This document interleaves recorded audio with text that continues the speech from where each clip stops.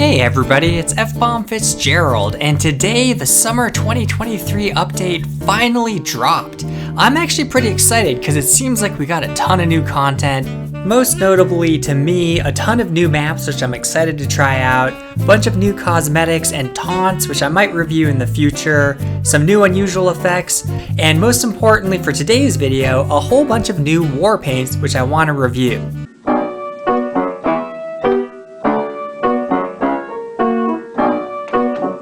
Standard disclaimer, these are just my opinions and they are purely subjective. If you disagree, that's totally fine.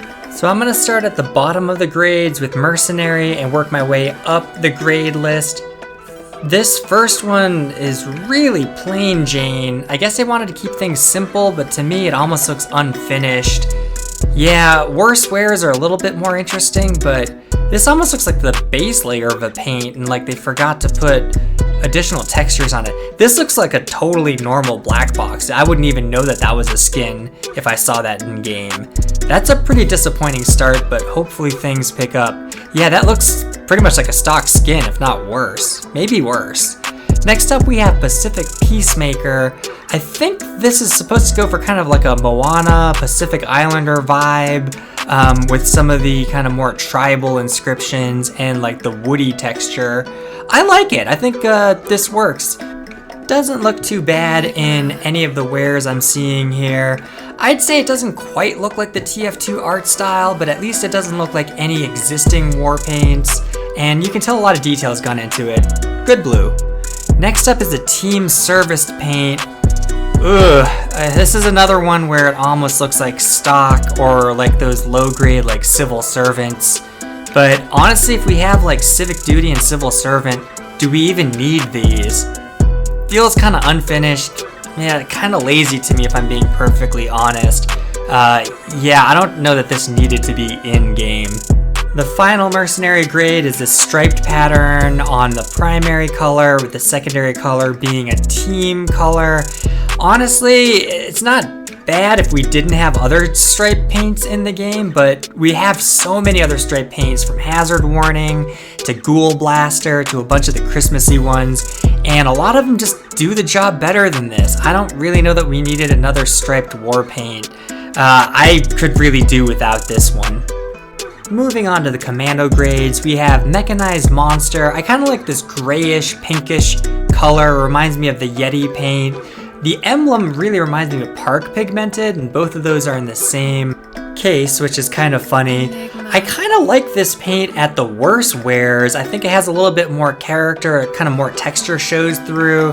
When it's factory new, it's a little bit plain Jane. But yeah, I would say that this is my favorite of the Warpaints I've seen so far. I'd be happy unboxing one of these. The next commando grade is Warborn. I like this gold color as the primary. It looks like it's got the splotching of green as a secondary.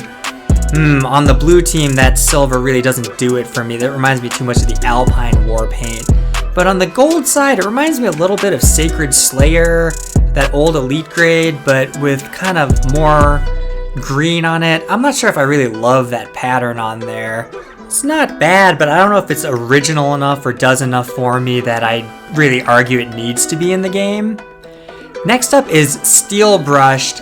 Oh boy, this looks really unfinished to me. I like the fact that it has custom wares.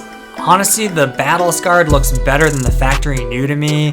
But this, again, looks kind of like a base layer of a Warpaint submission. It does not look like the final product. It reminds me of when people use matte Fong to make their Australian weapons look bronze or silver. But yeah, this is really just not enough work put into it to be in the game, especially at a commando grade. Jumping into the assassin grade tier, this is really good. I like these classic colors. It reminds me of Dress to Kill, like some of those old war paints we had. I guess Sacred Slayer was also trying to do a bit of a callback to that. I like the emblem that appears on some of the weapons. That kind of warm golden color is fits the art style of the game really well. Yeah, emblem is on the tip of the rocket launcher. I bet you it's on the barrel of the scattergun. Yeah, there it is. Yeah, this is excellent. This is a very good war paint. Best one I've seen so far by a country mile. The other assassin grade looks kind of like a sticker war paint. The color scheme's not bad, but it reminds me too much of Saccharine Striped, which is an assassin grade we already have in game. Yeah, with that kind of burgundy. Blue's really nothing special. Yeah, I'm not even really sure that the stickers map to the guns in a way that makes sense. I generally don't think sticker war paints belong in the assassin tier, and this didn't change my mind. Finally, the only elite grade in this case is Sky Stallion. It really looks a lot like the old Warbird case paint, which I really liked. I like the rivets on the metal on this one, and the emblem's pretty cool. But if you like that kind of aesthetic, you might just spend the money to open up Warbird paint cases and get very similar patterns for cheaper, especially at a lower grade. So those are my initial opinions of the Warpaints on day one of the update. I really like the business class one and the mechanized monster, but there were definitely more than a few that I thought were pretty unfinished and probably didn't belong in the update. As always, let me know in the comments section what you thought of the Warpaints, and if you thought any of my opinions were way off base or unfair. If you enjoyed the video, consider subscribing because I'm a small channel and it means a lot to me. Thanks as always for watching, and enjoy the update.